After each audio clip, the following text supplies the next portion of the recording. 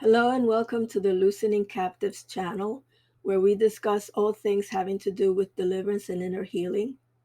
Today we'll be discussing the topic 6 Hindrances to Healing. There are certain obstacles that will keep a Christian from receiving the scriptural promise of healing from Isaiah 53:5. The first hindrance is the sin of unbelief. This is a very serious sin because it is impossible to please God without faith, as stated in Hebrews 11:6. Unbelief can also cause a person's heart to become hardened, as stated in Hebrews 3:12 through 13, which can eventually cause the person to depart from the Lord. Romans 10:17 states that faith comes by hearing, and hearing by the word of God. So, in order to increase your faith, listen to the Word of God, specifically the promises of God regarding healing. Absorb and confess His promises out loud. The second hindrance to healing is being ignorant of what the will of God is regarding healing. There are some in the church that believe that God uses sickness to humble us or to bring us closer to Him. Yet others believe that healing is not for today, that it ceased when the apostles died. These beliefs are not true, as I am a witness of His healing touch, and I've also witnessed others being healed by His mighty power. The Lord never changes. The God that performed miracles of healing in the Bible still performs them today.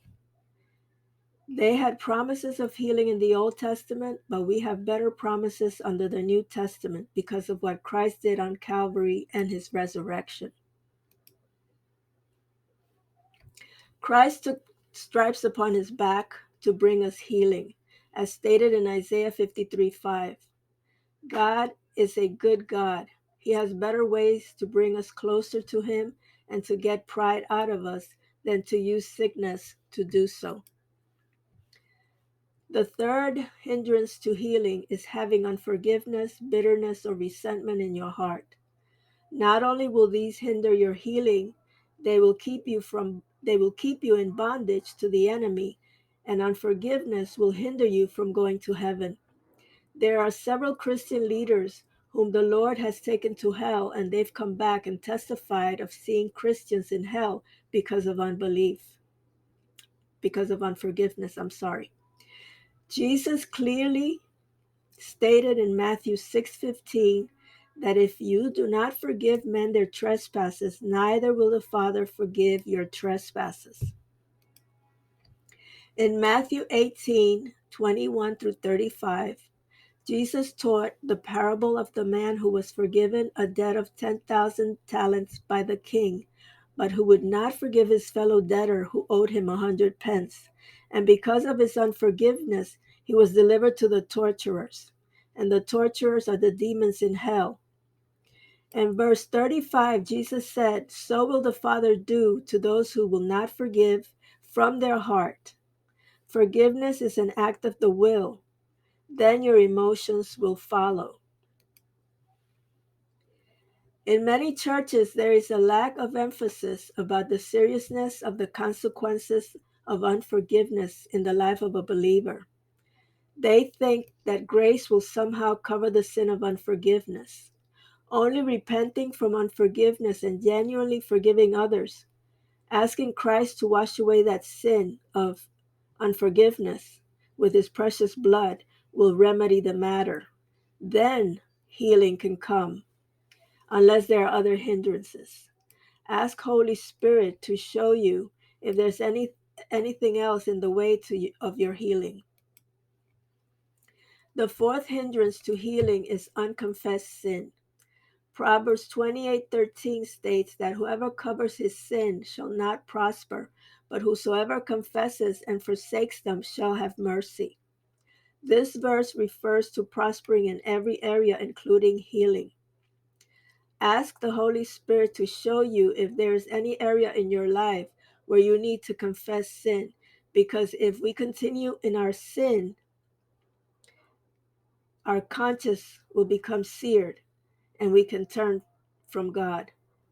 John 5, 1 through 14 says, this refers to the when Jesus healed the paralytic, and he found him after he had healed him, and he warned him, stop sinning or something else worse can come upon you. So we have to make sure that we're not living in sin. Ask the Holy Spirit to show you if there's anything that is sin in your life, and confess it and renounce it. The fifth hindrance to healing is involvement with the occult. And this is a big one because many Christians are involved in the occult and they're not aware that they are. The occult will not only hinder your healing, but it will bring curses upon your life and your future generations. In the Old Testament, the penalty for the sin of practicing the occult was death. So it is serious to the Lord. Some of the involvement in the occult may include illicit drug use or pharmakia, which is also known as witchcraft, playing with the Ouija board, watching occult or violent movies or video games, reading the horoscope, doing palm reading, doing yoga, listening or reading Eastern religious philosophies, getting involved in Freemasonry, using crystals for energy or as an amulet, burning sage, tossing coins into the wish pool, listening to worldly music like rock or rap, celebrating Halloween, having in your home traditional masks, souvenirs like those that you bring from Africa or Mexico, etc., and other accursed things. Now, these are just a few occult practices. Ask Holy Spirit to show you what else you need to get rid of around your house. And before you buy or wear or bring anything into your house, ask the Holy Spirit.